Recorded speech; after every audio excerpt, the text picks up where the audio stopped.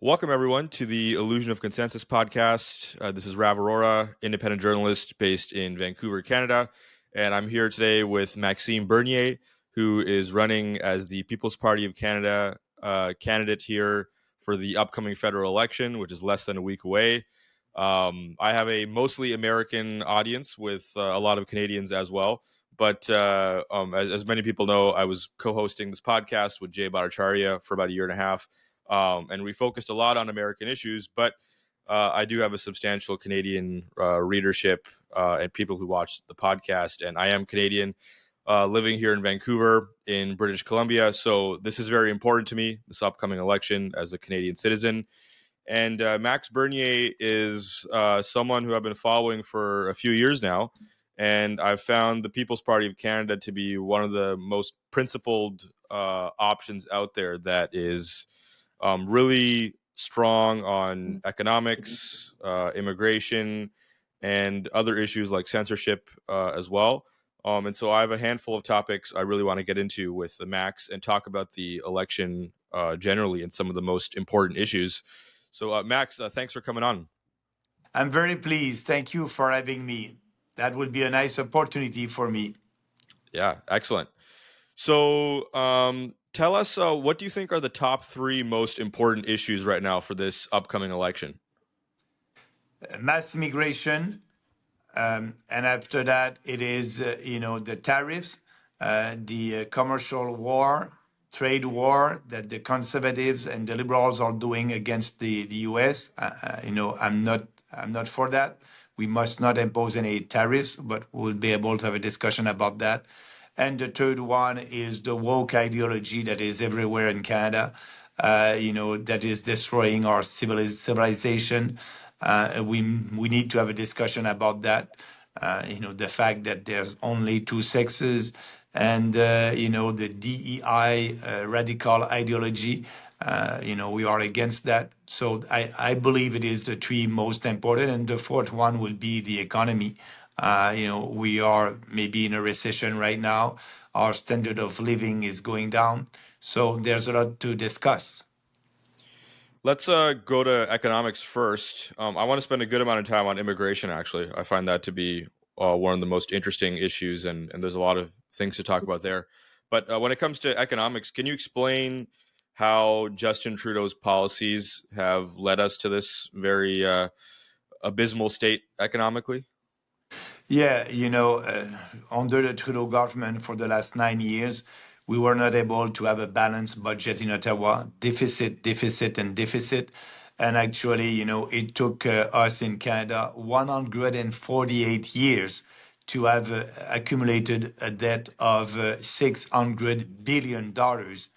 And it took only 9 years for Trudeau, for the Liberals, to double that debt to $1,200 billion. So the debt that we accumulated over 148 years, it took only 9 years to double that. And because of that, now we are paying the inflation tax. The inflation in Canada is more than 2%. Actually, the official inflation, it's supposed to be 2%. But if you do your grocery, the real inflation is more than that. And, now add to that the mass immigration. More people are coming to our country. The economy is growing, yes, but not as fast as the growth of the population. The GDP is growing, but the GDP per capita is going down, and we are poor. It's, the economic pie is growing, but our piece of the pie is smaller.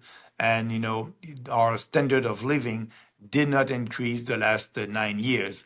So economically, it's going very bad.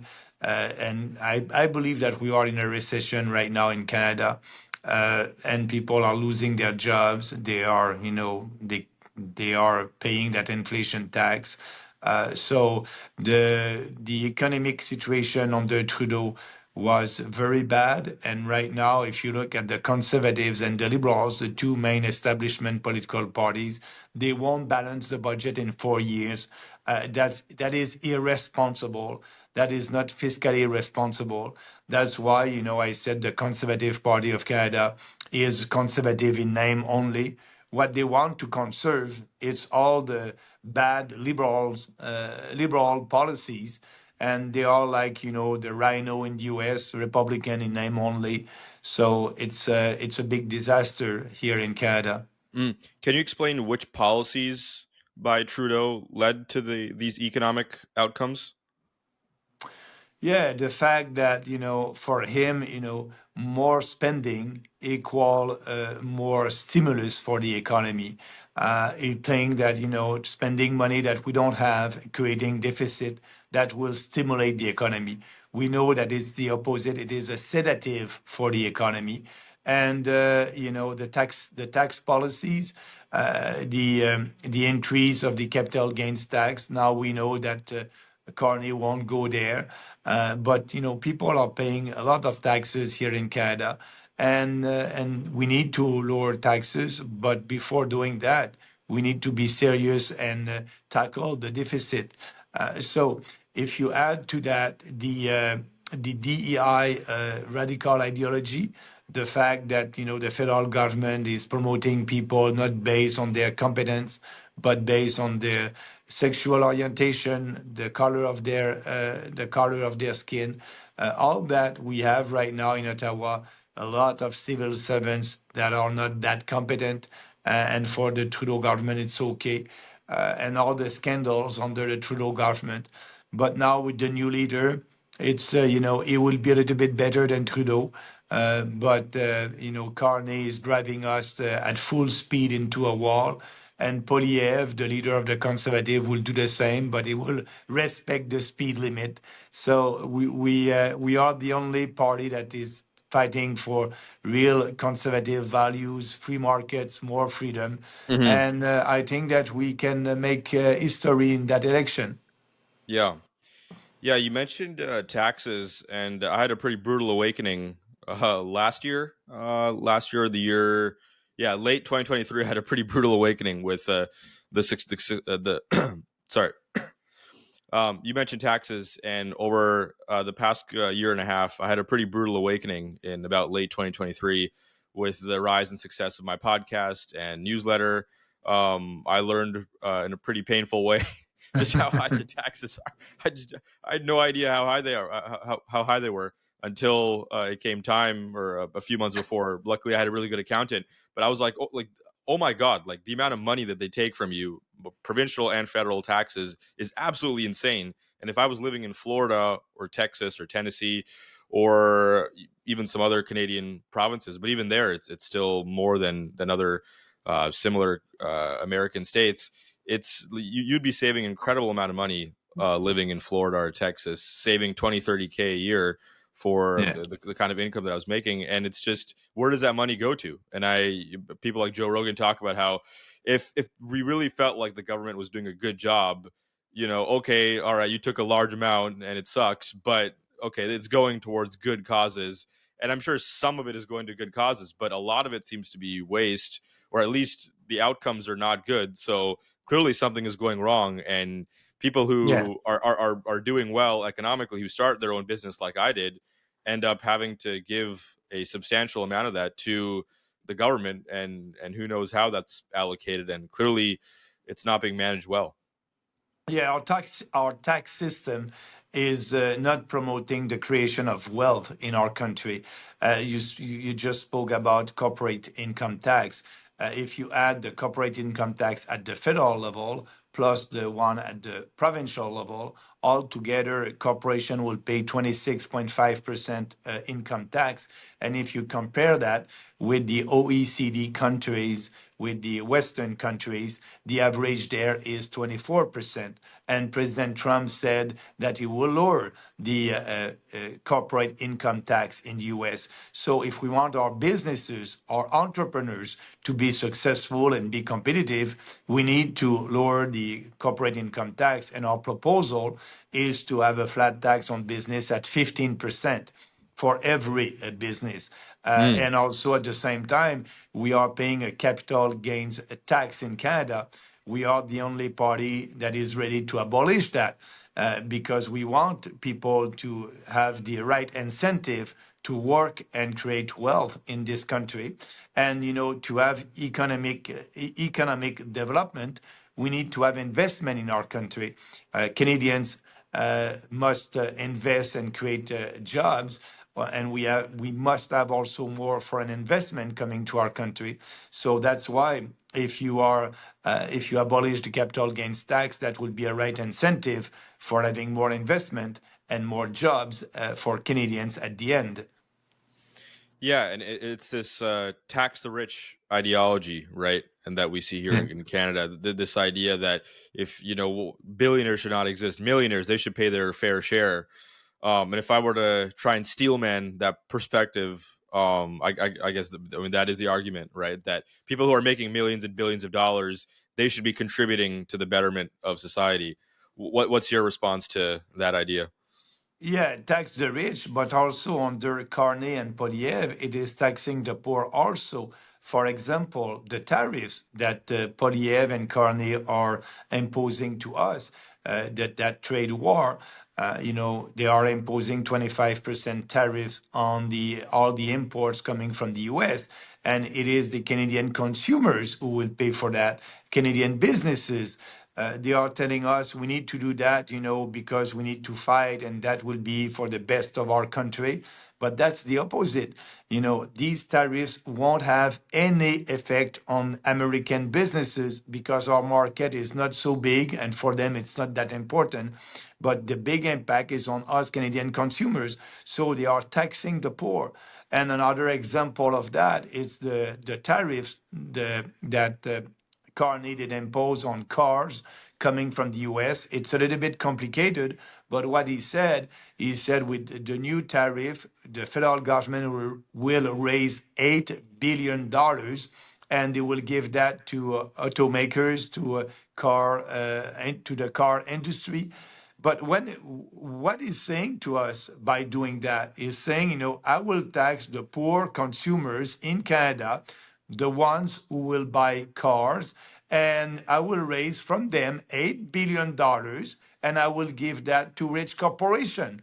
It is taxing the poor, and after that, giving that to the rich. That's what Polyev and Carney agree, and actually, that Wait, how is does the that work? tariffs.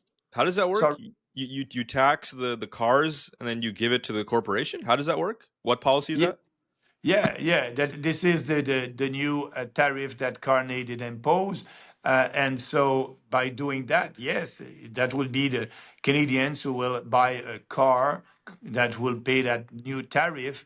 And Carney said that they will raise $8 billion, and they will give that to automakers for them to be more competitive. But it is taxing the poor to give that to the rich. We must not have any counter tariffs. Like I said, the US are 10 times bigger than us. We cannot win a trade war. And our proposal on that is to just reopen the free trade agreement with Trump, putting everything on the table. That's the only way to have a deal with him. And actually, when he's imposing tariffs for Trump, it is just a question of negotiation. I've read his book, The Art of a Deal, and that's what he's doing. And actually, we had another example with the tariffs that he did impose on European countries. But after 24 hours, he said, okay, I will postpone that for 90 days. And he wanted every European country to come at the table and to negotiate. So we must do that. We must not, and we did it, but it's too bad, imposing counter tariffs. The Canadian answer must have been, yes, we will reopen the free trade, we'll put everything on the table, and the most important, we must put on the table the cartel, the legal cartel that we have in milk, poultry, and eggs. And Polyev and Carney, they are working for the cartel. They are not working for Canadian consumers. They want to protect that cartel. And we are the only party that is saying, if you don't dismantle that cartel, we won't have a trade deal with Trump. Trump tweeted 3 times on X that he's not happy with the 300% tariffs that we are imposing on dairy producers in the US. And he's having a point there. Canadians are paying twice the price for these products if you compare prices in the US. So for Canadian consumers, you need to abolish that. To be able to have a deal with Trump, you need to abolish that. But Carney and Polyev won't do that, and by doing that, they won't be able to have a deal with Trump. It's very, you think that your politicians will work for Canadians, but they are not. Yeah, and you were just referring to the excuse me, the dairy cartel. That's a supply management. Is that what Yeah, that's called? supply management Yeah, system. I remember looking at Act- that a few years ago. Yeah, explain that to people for a second. Yeah, so the dairy, poultry, and eggs producers are producing only for the Canadian market. They cannot export, and also, we cannot import other products, milk, poultry, and eggs coming from other countries because we are imposing huge tariffs, and so their products are not competitive in the Canadian market. So they are producing for the Canadian market, and they are fixing the price. Every year the Dairy Commission is fixing the price of milk. Who is the Dairy Commission? Who is part of that? That is the dairy producers who are a part of the Dairy Commission. So they are fixing the price. It is a communist system. They are fixing the production. They are fixing the price. And because of that, Canadians are paying twice the price for these products. We need to abolish that. We need to have a real free market. And I'm speaking with some dairy producers in Quebec, and they're telling me, Maxime, we have a good products, and I'm ready to export. And some of them are ready to be. They are with me about that. They are saying we need to abolish that cartel, and they will have more freedom. They will be able to export, and that will be good for them. But Polyev and Carney, they are fighting for the statu quo, and we are paying for that, we Canadian consumers, and we won't be able to have a deal Mm, with President Trump. yeah. And can you explain a little bit more? You were saying earlier about Trudeau's spending. Can you explain a little bit more his economic policies, which have led to all these problems with inflation, the economy not being in a healthy state at all? What kind of policies did Trudeau implement that led to that? Yeah, just remember what he did during COVID-19. The federal government said to Canadians, don't work, stay at home. That so-called vaccine, will be developed and will be very effective. But we know that the vaccine was not safe and effective, and actually that was not a vaccine. But that being said, the federal government said to Canadians, stay at home, don't work. It's too dangerous to go out there, and we will give you money. Because of that, they created a huge deficit. And, the Bank of Canada did buy our Canadian bonds. They were printing money out of thin air. And we are paying for that. We have a fiat currency in Canada.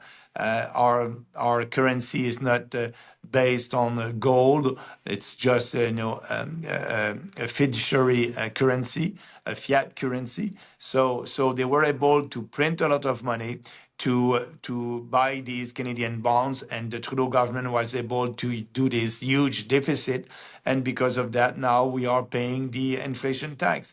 And actually, the spending, what the Trudeau, for example, just the war in Ukraine, they gave $21 billion to Ukraine, a corrupt country. Polyev was okay with that. Actually, Polyev was asking for more money to Ukraine. And now both of Really? them, Polyev and Carney, are for the war in Ukraine. And I'm for, peace, like President Trump. We need to have a peace deal between Ukraine and Russia. But that being said, that they were spending money like there's no limit, and that's why we are paying a lot of taxes, and that's why we are paying that inflation tax right now. Yeah. Excuse me. Before we go to foreign policy, since you mentioned it, it's a good topic to touch on. Um, how would you classify the People's Party of Canada? Like a lot of people describe it as more libertarian, classical liberal, conservative. How would you exactly define it? And would you say there are libertarian elements, classical liberal elements, or would you define it more as conservative? Both of that, actually. On the economy, yes, we are for free markets. We are promoting libertarian policies, less government, smaller government, more freedom. and on Canadian values and our position on immigration. We are fighting for Western civilization values, and we know that the family is the unit of our society. It's important family conservative values. We are fighting for that. So we are a populist party that is proposing the best policies for this country by putting Canadians and our country first with our policies. And so what we are doing, it's a smart populist political party, because we don't try to appeal to the emotions of Canadians. We try to appeal to their intelligence. They have to read our platform. They can go on our website, peoplespartyofcanada.ca, and read our platform. And actually, we created that party based on 4 principles: individual freedom, personal responsibility, respect, and fairness. And all our policies are in line with these principles. And at every Yep. election, it's always the same platform. That's a big difference with us and these establishment political parties. We don't do any survey. We don't do any polling. We have a strong vision for this country, and we believe that the population has been manipulated by the leftist media in Canada, and so we need to be out there and to promote our vision. That's what we are doing at every election. As you know, we created that party in Yeah. 2018. We had our first election 2019, 2021, and now it's our third election. So the way to describe us is a smart populist party promoting, conservative values and free market values, like, classical liberal values. Yeah. Yeah, yeah. You often get labeled as far right extremist, but there's nothing. There's nothing in the platform that's extremist or far right. It's a pretty sensible platform. It's definitely, from my read of it, classical liberal libertarian Yeah. kind of energy to a lot of the things, the free market, the lowering immigration for economic reasons, and the cultural concerns, which we're going to get into, are of course shared by conservatives, but really it shouldn't be about left and right, right? Like this should Yeah. be a party, like a party that's actually in line with what's best for Canada. It should transcend left and right. It should be about what's best for Canada economically, culturally, socially. I want to touch quickly last on the economics point. I'm curious if you have any thoughts on having a social safety net, poverty programs, like how do we help homeless communities, people struggling in poverty, addiction, crime? Do you believe that there should be any kind of social safety net? Yes, yes. But before answering your questions, like you said, it's not the People's Party is not a far right political party. You're right about that. And actually, because of our policies, we are able to have people who voted NDP who are voting for us. I have in Vancouver 2 candidates who were working for Elizabeth May, the Green Party, and now they're with us because of our policies. So we can attract people from different political backgrounds, and that's why I believe that this party can grow. Actually, there's 40% of the population who didn't vote at the last election. If half of them are voting for the People's Party, we'll be at 20%. And if they don't vote, it's because they're looking at these traditional establishment political parties and they're saying they're all the same. And they're right. They're telling us something a day and the opposite the other day. They don't want to tell us the truth. They try to buy our votes with money that we don't have at the federal level. So if they don't like that, we are their option. We are doing politics differently, and we can attract them. So yeah, I agree with you that left and right. That's not a right way to speak about the People's Party. But that being said, your questions was about social net. Yeah, but actually, if you read our constitution, that is the jurisdictions of provinces in Canada, and that's why we want a smaller government. But speaking about crimes, that is the jurisdiction of the federal level. We need to be tough on crimes, and that's our position. And as you know, crimes doubled under Justin Trudeau in the last 10 years. So we need to stop that. We need to be tough on crimes and maybe having minimum sentences for, horrible crimes like murder or rape or things like that. But the social net, it's mostly the provincial government with the Okay. social program over there. And so we won't interfere there. We'll have a smaller government. We'll be able to balance the budget in 1 year, and we'll lower taxes to Canadians. And so if provinces think that they need to have more social programs, they will be able to tax Canadians for that if they want. That will be their responsibility. Yeah. Okay. Okay, that makes sense. Let's go to immigration and both the economics and cultural dynamics of immigration. This is probably the area I find most fascinating, and I'm curious. I think we agree, but I'm curious if there's any daylight between our perspectives, and I definitely have something to say on that as an immigrant myself. But first, on the economics of immigration, explain why the current levels of immigration are economically not feasible and how it's impacted our economy. Yeah, first, I think that I must say why the federal government open our doors to mass immigration. For the government, there's two reasons for that. The first one, our population is aging in Canada. We need to have younger immigrants who are coming to our country to solve that challenge. But actually, it is not mass immigration, and our immigrants are not younger than the average population. That's data coming from Statistic Canada, and they said because a lot of them are coming under reunification of family.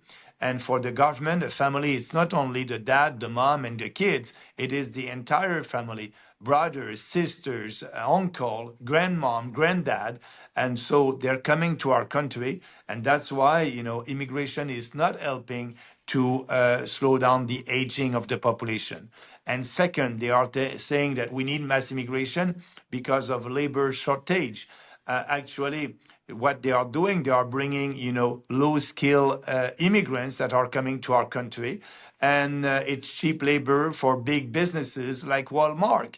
And for me, it's you need to help Canadians first. And if Walmart is not able to find a Canadian for that job, it's maybe because their offer is not good. They just have to raise the salary offer, and maybe they will have Canadians.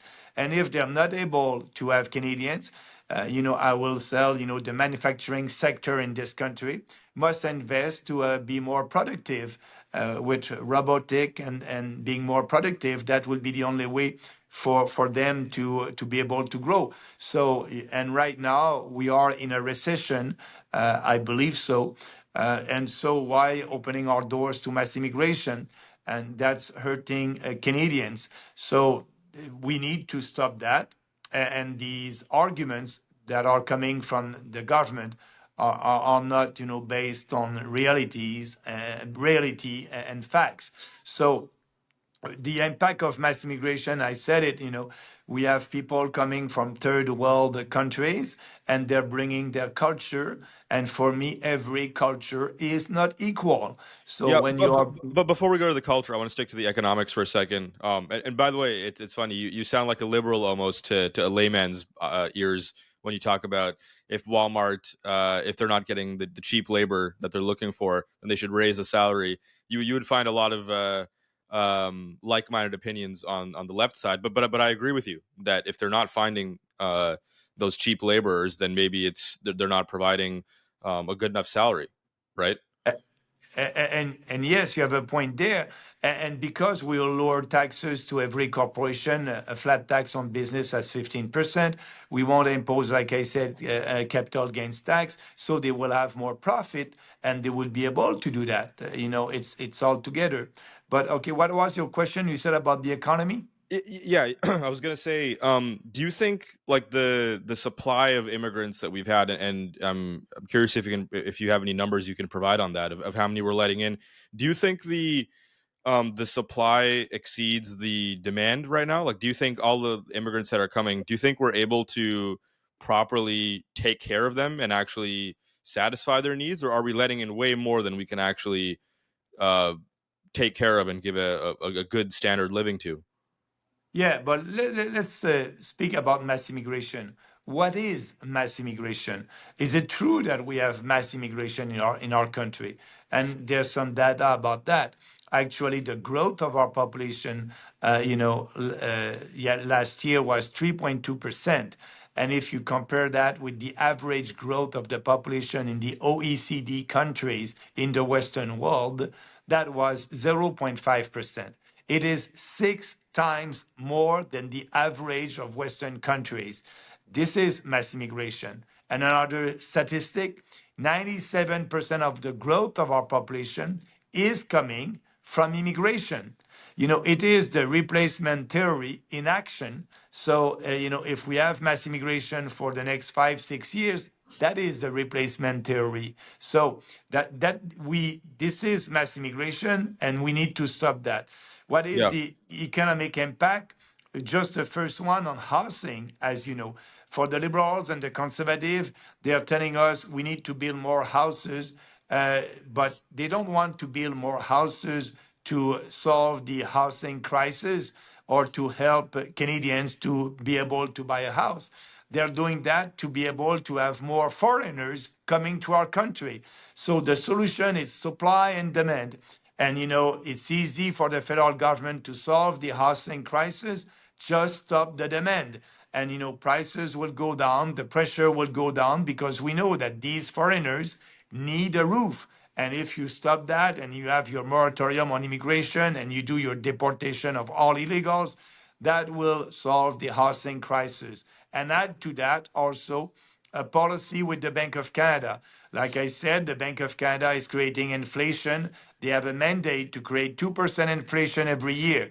So, and 20% inflation is bad, 2% inflation is bad. We must have 0% inflation because, like that, everybody will keep their purchasing power and, their standard of living will increase. The way to do that, that's why I said it's important to balance the budget. If you balance the budget and you don't do any deficit, the Bank of Canada won't be able to create money out of thin air and you won't have inflation. And also you must tell the Bank of Canada to have a new inflation target of 0%. Put these two policies together, that will solve the housing crisis. So it's a question of demand and supply. So we need to solve that. But for Carney and Poliev, they are Yeah. working on the supply. And, but also they don't have the jurisdictions to do that because they want to change zoning in different municipalities, but that's provincial jurisdictions. So they want to interfere again in provincial jurisdictions and tell provinces and municipalities what to do. It's easy. The federal government can control that by stopping mass immigration. Mm. So you're saying there's more supply than there's demand of immigrants? I'm saying there's more demand. The demand is high, and the supply of houses is not able to. The supply of houses is not able to Mm. accomplish and be equal to the demand of houses. So that's why try to build more houses.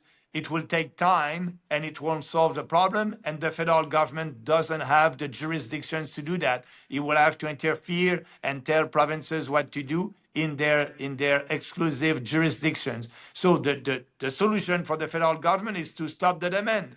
And so like that, the prices will go down. Mm. Mm. And are we talking like, well, first of all, what's the number of immigrants we're letting in right now per year? Well, last year was 1.3 million foreigners last year for a country of 40 million people. That is mass Oh, immigration. wow, that's a lot. Yeah. And Yeah. is that been consistent over the past few years or around that number? Yeah, if you look at the average every year, the last 3 years, that was around 1 million a year. 1.3 million is more than the population of Saskatchewan, the province of Saskatchewan, Really? every year. Wow. So we need to stop that. And what number do you think is the ideal number? Like I said, zero moratorium on immigration. So we need to have that moratorium for a couple of years to solve these problems. We need also to have fewer international students because right now, people are coming and they're saying from India, they're saying, "Oh, I'm an international student." They're coming here. They want to work in Canada at the same time that they're studying. And the federal government and Polyev said, okay, you'll have the right to work 15 hours a week. But in the past, when you were an international student, you came here to study with money from your dad and mom, and you were able to pay to study here, and you didn't work. Now they are telling them you can work, and after that, when they had their diploma, or some of them their fake diploma, they want to stay instead of leave the country.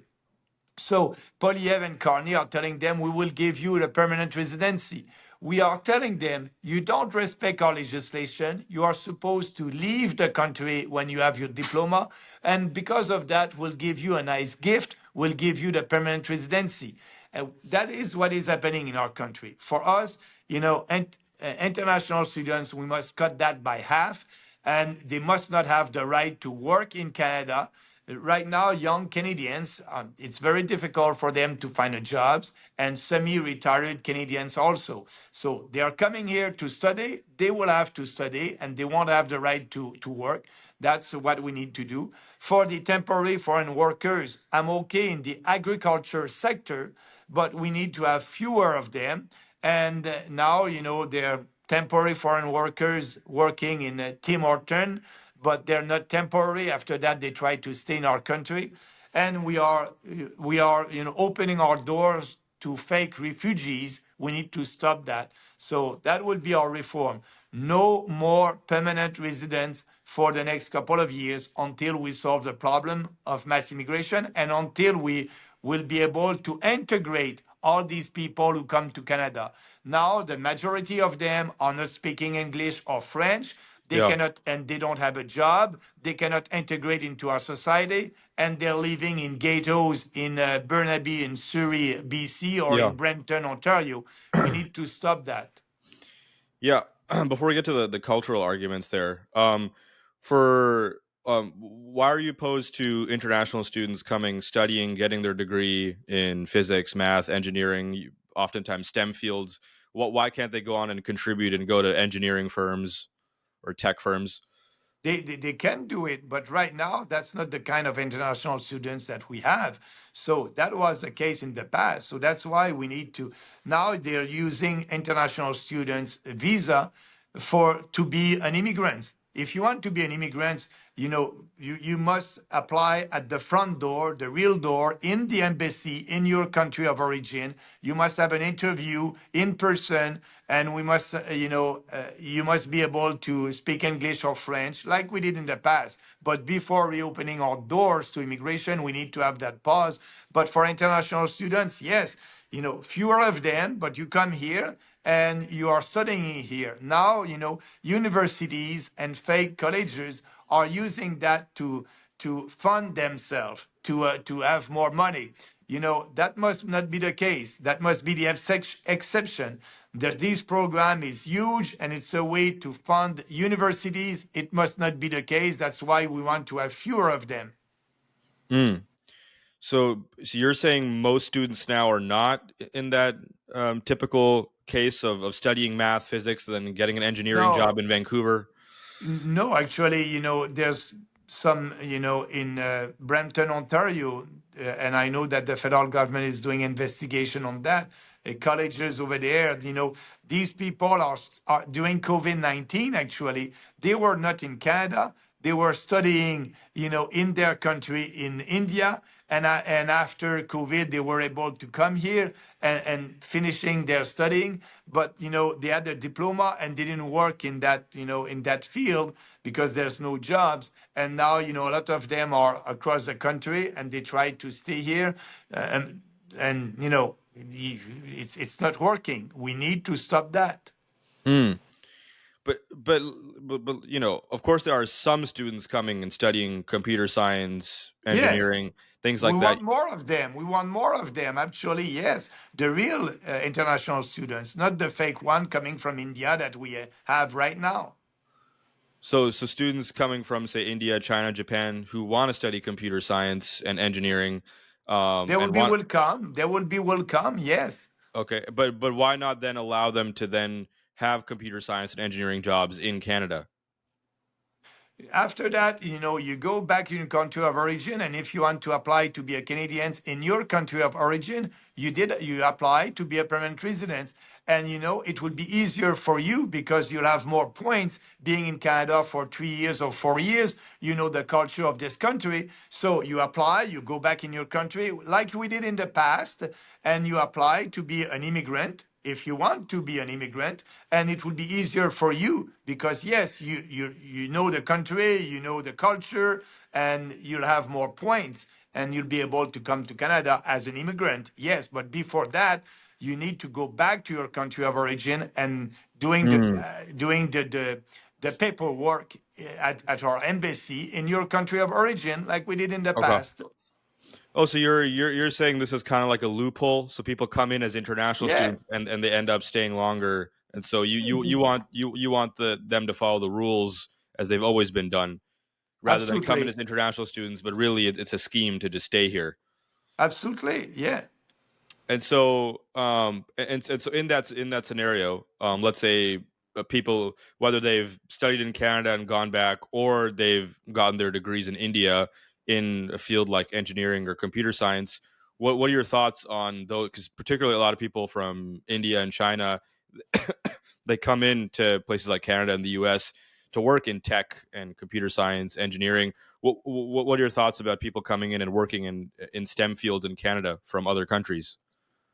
Yes, I'm open to that, absolutely. And if a corporation or an entrepreneur in Canada is not able to find a Canadian for that job, yes, he must be able to have access to these people that will apply. But what I want to do now, it will be after the moratorium. We need to have that moratorium, that pause, and doing these deportation, and after that fix the immigration system like we had, the same. That's why 70% of Canadians are saying we must end mass immigration. They are on our side and they agree with us, and in that 70% of Canadians, immigrants also are saying that because it was difficult for them to come here. They had to speak English and French. The federal government was not giving them any money. And now they are saying that it's mass immigration. Everybody can come, everybody can become a Canadian. No, for me, it must be a privilege. And actually, that's why they are saying, we need to stop that. And that's what we will do. Mm. So, are you suggesting that right now the process is too easy? Because from some people that I've talked to, it's very hard to come and immigrate to Canada if you live in Iran, Turkey, India. There's a lot of rules in place. But are you suggesting that there should be that it's too easy, those rules? Actually, yes, it is too easy if you compare that with what we did 20 years ago. So, and also there's too many loopholes. Like they can come as international students, as I told you, and they will stay here, and we will give them permanent residency.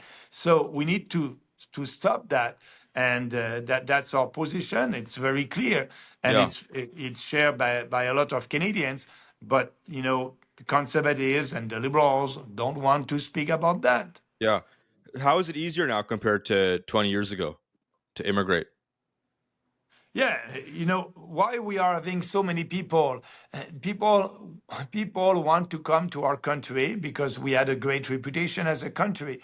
But now they want to come here, and they don't want just to have a better economic future. And some of them are not integrating into our society. So I'm telling it was harder, and right now it's easier. For example, all these immigrants that are coming, the federal government is giving them a roof in a big hotel. They are giving them money to eat. And so that was not the case. The cost for Canadians is huge. We taxpayers, we have Canadians who don't receive that money from the federal government. And back couple of years ago, you came as an immigrant. The federal government didn't give you any money. Now the federal government is giving money and giving them a roof. You have big hotels downtown Toronto, downtown Montreal, downtown Niagara Falls, whereas it's full of migrants in these hotels. We need to stop that. We cannot afford that. And actually, it's not fair for them because we are telling them, you come here in Canada, they wanted to have a better life, and they're staying in a hotel. They don't have a job. So that's not fair. We need to stop that and do what we did in the past. You come here, you have a job, you work, you integrate our society, and the federal government is not paying for you. Mm. So you're saying a lot of immigrants are coming now that uh, aren't having jobs right away? No, they're not. Go downtown Montreal on Sainte Catherine and Berry. They're not working. They don't have a job. We are in a recession right now. A lot of Canadians are losing their job. And the federal government is paying for them. So we Mm. need to stop that. So we're letting in a lot of low skill immigrants, not just high skill. It's low scale immigrants. It is that. It is low scale immigrants. Do we have any kind of breakdown of low skill versus high skill that we're letting in? Is it mostly low skill we're letting in, or just a Yeah, high percentage? I don't have the details, but it mostly low scale coming and for Walmart and all these big corporations. Go and you'll see you'll have a lot of immigrants working there. But some Canadians and semi-retired Canadians cannot have a job. So yeah, we need to stop that. We need to go do like we did in the past. And in the past it was you want to come here as an economic immigrant, you have the right to come if you have a job here. And after that, you have the right to bring your family. What is your family? Your wife or your husband and your kids. Now it's not the case. You come here, you don't have a job, and you can bring your entire family brother, sister, grandmom, granddad. If you want to have your entire family with you, stay in your country of origin. You'll have all your family with you. Mm. Two things before we get to the culture, which I want to hit on last, and then we can go in about 15 minutes. The moratorium aspect. So can you just clarify that a little bit more? So you want to have a moratorium, so no more No immigrants. more permanent, no more immigrants for a couple of years Okay. when we fix the problem of housing problems. All that mass immigration is causing problem also on our healthcare system. We have waiting lists for surgeries, and our healthcare system is not functional. And if you compare that with European system, they're way better. We are spending a lot of money. We are not giving good services to Canadians. And now we have all these people that are coming. Like I told you, they're not younger than the average population. And, they need services. So that's putting pressure on our healthcare services, pressure on our infrastructures all across the country, pressure on the school system. It's having a big impact everywhere. So we need to stop that. And can you explain the housing point again quickly? Yeah, more people coming to our country. We are not, for example, 20 years ago, we were building about 250,000 houses a year. And last year, we built an average of 260,000 houses. So, and Statistic Canada said only to meet the demand, all these immigrants, we will need to build every year 700,000 houses. We cannot do that. What Poliev and Carney are saying, we cannot do that. We cannot sustain the demand. So we need to cut the demand. That's the only solution. Mm. Is that because it's just like too expensive to make all those houses?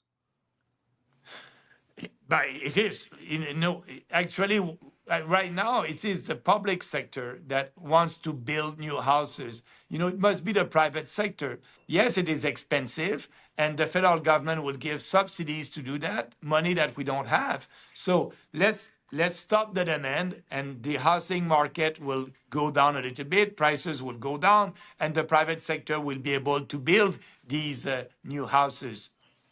Oh, so you're saying right now the supply of houses is lower than the demand for houses? Is that what you're saying? Absolutely. Absolutely. There's a lack of, I told you, 700,000, 200,000. There's a lack of about 500,000 houses that we must build every year, and we are not. So let's stop the demand, and that will solve that for a couple of years. But Mm, also, the impact of mass immigration is everywhere, economically, socially, culturally. yeah. So it's, yeah. Yeah, but weren't you saying earlier that a lot of immigrants coming are low skill? And so if we build more houses, how could those immigrants even afford? those Yes, houses. you're right about that. That's why if you look at the program that Carney said, he wants to build, houses that would be affordable. So that would be subsidized by the federal government. They are building more houses for being able to have more migrants. That won't solve the housing crisis. I told you that in the beginning. And we are having huge deficit. We don't have that money, so we're going to give subsidies to be able to build very small houses, or build towers when people will be there. That's not a solution. We cannot afford that. The easy solution and the real one is to stop that mass immigration. Mm. So there's less supply of houses, more demand, and you're saying that the mass immigration is the greatest contributor of that high demand for houses. Absolutely, Okay. absolutely. Okay. Any other economic reasons why to stop mass immigration? But like I said, our standard of, the economy is growing. When you have more people, for sure the economy will grow. But, the economy, the population, the growth of our population is faster than the growth of the economy. So our GDP is growing, but our GDP per capita, per individual is going down. The pie, the economic pie is growing, but our piece of the pie is smaller, and that's happening for the last 10 years. So that's why our standard of living is going down every Mm. year because of mass immigration. Mm. Wait, can you explain that better? So like how does immigration lead to that problem? Like, is it because we're letting in a lot of people and it's increasing the GDP, but we're letting in lots of low skilled immigrants too, and so therefore per person it's lower? Is that why? Yeah, more people, the GDP is growing, but the GDP per capita, because we have so many people, you know, when you divide the GDP by the number of people that are coming, your GDP per capita is going down. Absolutely, Mm. that's an economic fact. Yeah. Yeah. Yeah. It's And yeah. that's the reality. I think you have some reports coming from the National Bank and Royal Bank, and they're saying that we need to stop that. And people understand. Look, the prices is going up, and taxes and all that. We know that we people are not richer this year than they were 9 years ago. They are Yeah. not. Yeah. And do you have any sense, like after this hypothetical moratorium, what roughly an ideal number could be? Like 400,000, 300,000, any kind of idea? Yeah, yeah, that's a good question. I said in 2019, at our first election, we created the PPC, the People's Party, in 2018. And I said at that time, we have a challenge with mass immigration. And I said, we must stop mass immigration. And at that time, I said a maximum of 150,000 immigrants a year. That was my number at that time. But we did open the doors to immigration for the last 9 years. And that's why now we cannot afford that. We need to have that moratorium. Mm. Mm. Okay, so you're not sure what the ideal number is yet. You'd have to do the But moratorium first. yeah, Yeah. moratorium first, and after that, we'll open our doors and we'll see. It can be go back Yeah. to the 150 years. I don't know. But now it's urgent to have that moratorium. Yeah, yeah. This, yeah, this occurs to me as pretty sensible because you're not saying, and this is an economic argument you're making, and we're going to get to the culture part, which is the most interesting part in a second here before we go. But you're making this very interesting economic argument, which seems to make a lot of sense to me, and you're not saying that you're you're not opposed to people coming in for very specialized jobs, right? So after this moratorium, if we want to fill jobs related to physics or geoengineering, computer Yeah, science, tech, which often a lot of countries like India, they supply a lot of individuals like that. They have more of a STEM oriented culture. You're not opposed to letting those people in for working those very specialized jobs. You're concerned about the mass numbers and the number of low skilled, and we're going to get to yeah, the culture piece in a second too, because that's a big part of your argument as well. yeah. But you're not opposed to specialized workers coming in, doctors, scientists, things No, like no, that. no. If we need them, and I think we will, if we need them and we don't have a Canadian for that job, yes, like we did in the past, absolutely.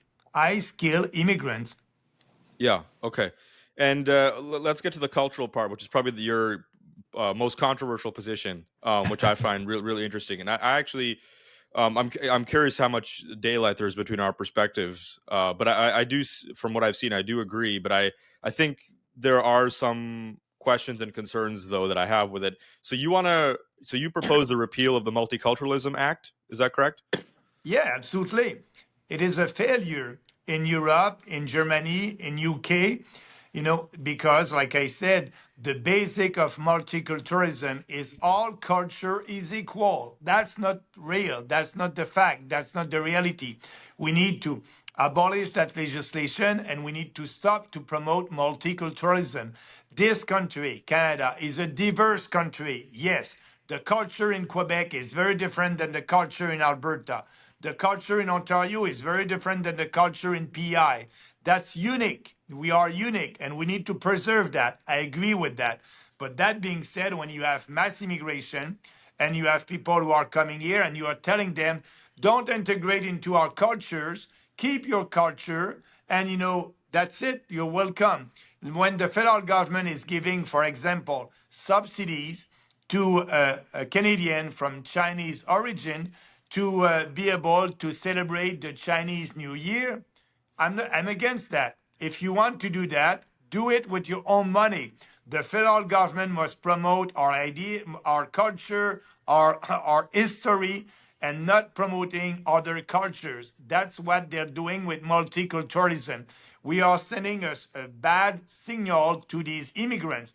Come here and don't integrate, live in a ghettos, and everything will be okay. No, Yeah, I want them to participate fully in our society. yeah. Yeah. This is clearly your most controversial position, but I actually agree with you there, and I've thought a lot about this. I've thought long and hard about this question, and I want to delve into some of the specific aspects of it. But you're absolutely right. So my parents, they immigrated from India several years ago, I believe 2002 or 2004, 2005, I think. And since then, it's been a really interesting experience. Someone coming from Indian background, Sikh slash Hindu religion, and one of the problems that I see clearly is the lack of integration. Like when you go into places in Surrey and Abbotsford, and in Vancouver, you have more Chinese and South Korean immigrants. But in Abbotsford, Surrey, you have these areas where, like, there's certain pockets, these ghettoized pockets, where no one speaks English, or if they do, it's very minimal. And it feels like you're in India. And I Yeah, know if a white person said that, that'd be racist. But it's a real concern. It's not that that culture is bad. There's a lot of good aspects of that culture that I enjoy. But when you have a Western country that has these areas, these silos, where there's not a lot of Western, like it seems very different from other areas. The question is then, is that really, is that area, is that Canadian, or is that something else? And integration is really important. Now, if people want their, the importance of having, say, Hindu temples, Sikh temples, like people should have their religious services, and if they want to celebrate, things like Diwali, which is very important in our community, like that's perfectly reasonable. But like there's this fine balance that I think we have to strike, and I think we've gone too far the other way. It's this fine balance of, yes, our culture is important. People from India, China, South Korea, etc. And this is beyond race too. This is, you can include Eastern yeah. Europeans who are as white as can be as white as Canadians, but they have their own cultural traditions too. But there's this fine balance you have to strike between your culture and then the culture you're assimilating to. And what I've said to a lot of people when they ask me about this, or if I'm talking about immigration, is that I have a very clear sense of what I've assimilated from, in India, the rich cultural traditions, the music, the festival, the religiosity. But I've never had a very clear sense of what the Canadian identity is. I've never really known what to assimilate into. I've known what to assimilate from, and that gets murky. But when it comes to what to assimilate into, that's been a very amorphous, unclear, undefined kind of thing. And I mean, broadly speaking, generically, Western values, right? We value free speech here. We value independence, individual responsibility, gender rights, women's rights. But there hasn't been a clear Canadian identity, and I know the U.S. struggles with this as well. But I think we struggle even more. Like in America, there's still a kind of a more of a distinct American identity. Here, I don't really know what Canadian, like what does that even mean at this point? And I was talking to a friend the other day, and he was saying 20, 30 years ago there was more of the sense of Canadians being soft but also very strong and resilient, like things like that. But I never really sensed any of that. All I can see is ice hockey, Tim Hortons, Poutine. But I don't really know what it means to be Canadian, right? Yeah, so speaking about that, you have a point there. When I'm the immigrants, like your parents, when they came here, they integrate into our society. But by doing that, also, we want them to keep a flavor of their country of origin. That's okay, and so a lot of them are doing that. What I don't like is when you bring your internal conflicts in your country of origin on our streets, and they're doing that right now. So I don't want that. You're not integrated when you're doing that. And actually, I'll give you an example. I was at a fast food near Ottawa after Christmas, and I spoke with the Indian owner over there. And I'm a good consumers, and I said, "What did you do for Christmas?" He said, "I want home." I said, "Okay, Toronto," or I was in Ottawa. He said, "No, in India." So for him, home is in India. He's coming here only for a better economic future. I don't want that. I want him to say home is Canada. So that's not integrated. That's not part of our country. So, Yeah. when you come here, you left behind, your family, part of your family, and you come here and you integrate in a new party. You keep a flavor of your culture. You're not coming here only for a better economic future.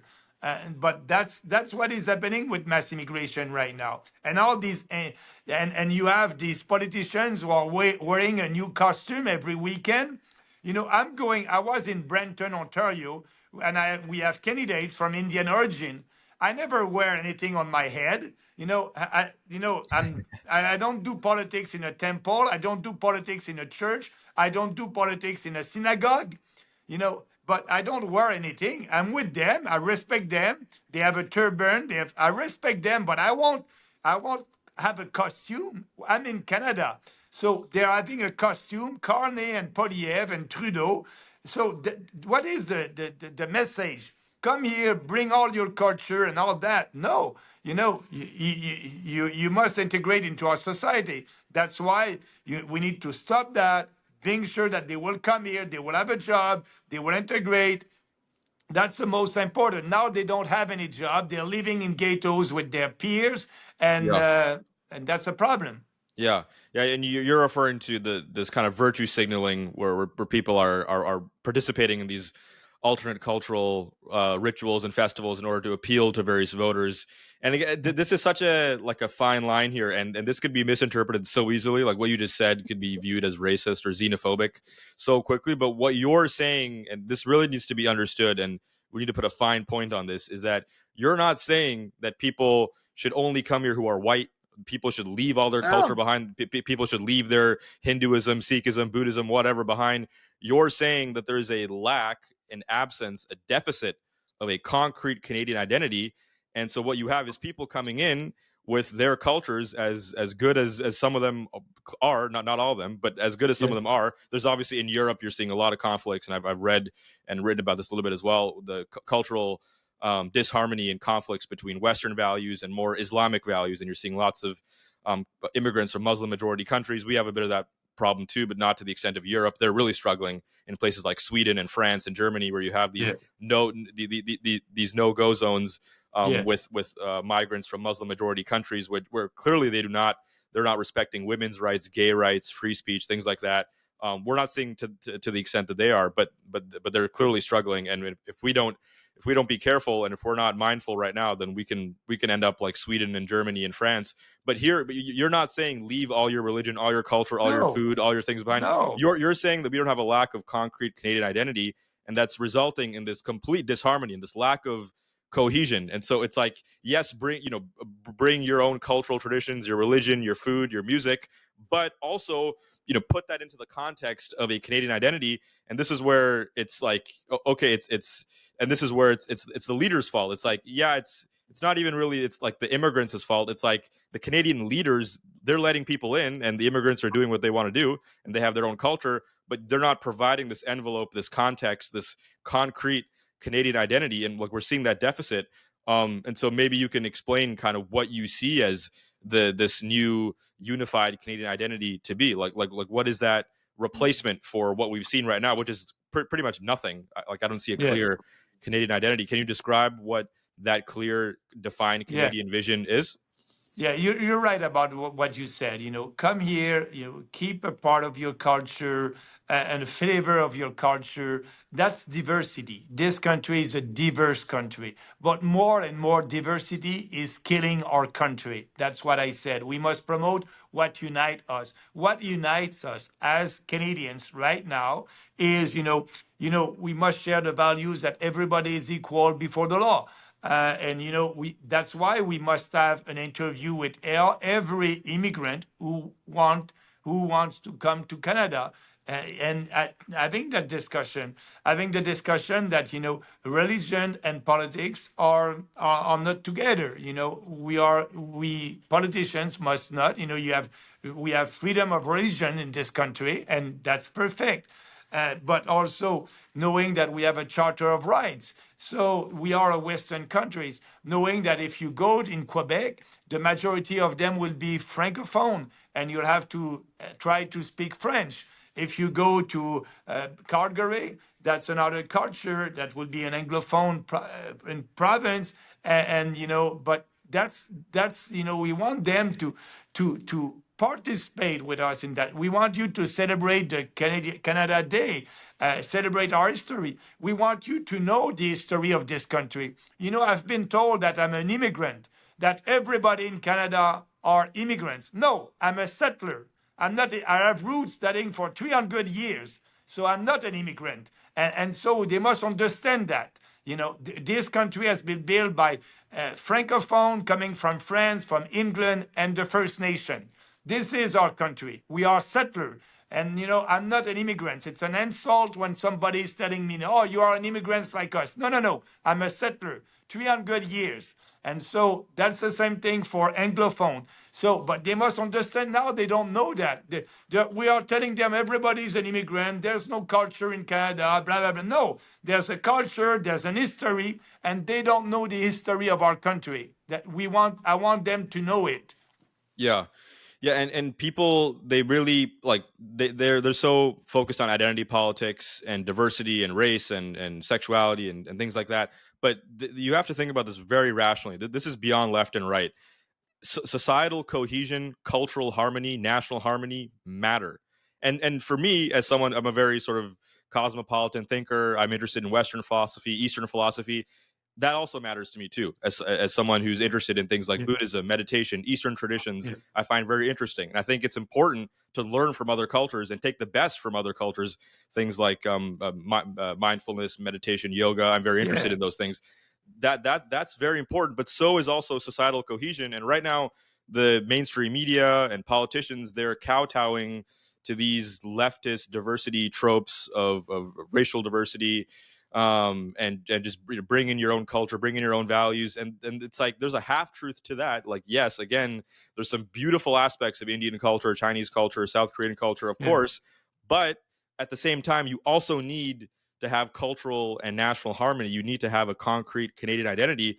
And so, but the thing is, a lot of people who are very shallow and narrow-minded, they hear what you're saying and they're like, "Oh, racist, xenophobic. He wants only white people to come in. He wants no, people no, to no, get rid of their turbans and get rid of their Sikh religion." No, no, no, that's not what no. you're saying at all. You're saying have that, but also have this kind of a strong Western Canadian identity at the same time. And so it's Yeah, that mix and match. It's like, and you can go too far the other way too, right? You could have, yeah, in theory, you could hypothesize, a country, and this is not really happening, but a country that's going too far, in the other direction and not respecting other culture, other individuals' culture and religion and freedom. But you're not having that. We're going way too far in the other direction, where you go to parts in Canada like Surrey and Abbotsford, and I'm from this culture. I am Indian, right? But yeah, you go to these places, and it doesn't feel like Canada at all. And then, yeah, but people on the left will be like, "Oh, well, what's the problem with that? What do you?" And it's like, first of all, you can't say that I hate those people. You can't say no, that I hate that culture, because I love aspects of that culture. I love those people. I can speak with them in Punjabi. I can attend their yeah, religious services if I want to, because I have before. But the point is that when you have these isolated ghettos, these cultural ghettos, that has an impact, and that's not a good thing to have a country that's so divided, where you have these areas which don't feel Canadian at all. And if you were to just magically transport someone to certain parts of Surrey or Abbotsford, and you would say, "All right, guess where you are," you might not be able to guess that you're in Canada. You might be like, "Oh, this feels like some part of India." And as a society, you need to have a certain amount of social cohesion. That's a really Ah, important part. And people on the left don't understand that. They just think diversity is the most important thing. And it's like, again, diversity is a value, and there's an importance of diversity, right? Understanding different cultures, expanding your horizons and your consciousness, and understanding how other people approach religion and music and food, cuisine, yeah. religion, of spirituality, approaches to living in the world, philosophy. That's important. But what also matters is having a unified identity and some consistency in society. And we've gone way too far in the other direction. And this has absolutely nothing to do with race. This is not, you're not saying we hate brown people. Brown people are like, No. and this is where the left is just absolutely crazy, and they're unable to have a rational conversation about immigration and culture. But I think you're making a lot of sense, and we're in a real crisis right now where we're importing lots of people, but they're not properly integrating, and we're placing diversity over unity. And it's like, you need Yeah. that balance. And arguably, unity is more important. Diversity is also important, like I'm saying. But when you have diversity above all, when you have diversity above cultural and national unity, that's a disaster. And people on the left don't seem to understand that. They just seem to think diversity is all that matters, and then just bring people of all races and religions. But they're not understanding that that has to fall into a context of unity, not racial unity, but cultural and national unity. That's it. That's what we are promoting, unity over diversity. And speaking about culture, I like, as my wife, vegetarian Indian food, and that's great. They are bringing their food and their flavor, and that's great. And, I like to, it's a positive, but we don't, when we have more and more diversity, now, maybe you'll need a Bill 101 to protect the English language in these ghettos. In Quebec, as you know, you have the French first, and after that English.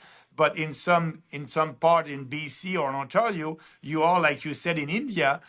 So we need to be sure that people would be part of this country. We want them, but that's why I don't want to deport these people who are here in Canada. I want them to integrate into our society as soon as possible with that pause on immigration. And come here, share our values. You are welcome. And I understand that this country with immigration. We did well the past couple of years, but now too much is too much. Yeah. I've one last question on this before we go, which is about Yes. so Uh, you want to repeal the Multiculturalism Act. And yeah. I think this is, some of this might come down to semantics here, but like the way we talk about this, like repealing multiculturalism, like it's like it's just an inevitable reality that if you have a liberal democracy, if you have a Western society where we're bringing people in from other cultures, like multiculturalism seems inevitable. So, like, are you saying, like, Yeah. are we Yeah, redefining it terms is. here, or what are we saying? No, no, I'm just saying the federal government must not promote multiculturalism. And we have an act and a department that is promoting multiculturalism. That's why we need to repeal that bill, and that's it. But multiculturalism and diversity is there. So that's what I want to do with that. I will have to go in right now because I have another interview in 3 minutes. Sounds good. Um, yeah, but Yeah, I appreciate that discussion, and I hope we'll be able to have another discussion after the election. yeah. But you're right; it's a difficult discussion speaking about the immigration, and that was important for me to have that discussion with you about the economic impact and the cultural impact. Yeah, yeah. And the last thing I'll say too is, like, even between different immigrant groups, right? If you're promoting multiculturalism, there's also a struggle between immigrants from South Korea versus Syria. So if we're promoting more of a national identity, more of what it means to be Canadian, you're also helping different immigrant groups also connect, because sometimes there's too many divisions and too much disharmony there. But I really appreciate this conversation, and I think this is important because if it's two white guys talking about immigration and culture, oh, it's Yes. racist, xenophobic. Yeah. But I'm actually in some position, unfortunately, because race matters in this left wing media ecosystem, that these things actually play a part. But I'm glad we had this conversation, and I appreciate your input, and I think you're making a lot of sense. So thank you. Thank you again. Let's stay in touch. All right. Have a nice day.